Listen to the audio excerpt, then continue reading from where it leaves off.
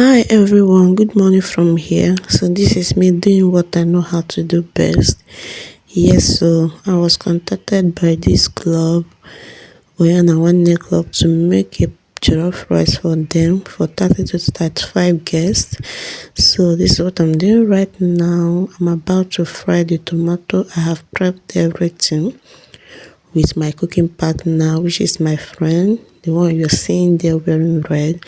Yeah, so we have prepared everything, and right now we're about to start making the jollof rice. Yeah, so as you can see right now, I'm about to fry the tomatoes that we will use to make the jollof rice. Yes, so how was your holiday? How was your Christmas? Hope you celebrated well. Hope your journey was safe and sound. Those that went to village, hope you're enjoying yourself. Thank God for Johnny Mercy. Thank God for a successful Christmas celebration. Thank God for everything. Thank God for life, for good health.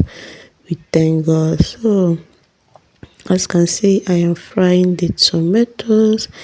I first added the fresh tomatoes. After I have fried this for a while, I now added my tin tomatoes. Yes, after adding the tin tomatoes, I also fried this for a while. Fried this for it to dry well. And I forgot to add this my ginger and garlic that I blended before starting making this food. Before I start making this food, so I have to rush and add it. Yes, right now I've added the ginger and garlic. This is what I'm doing right now. After that, I will allow these two to fry so well.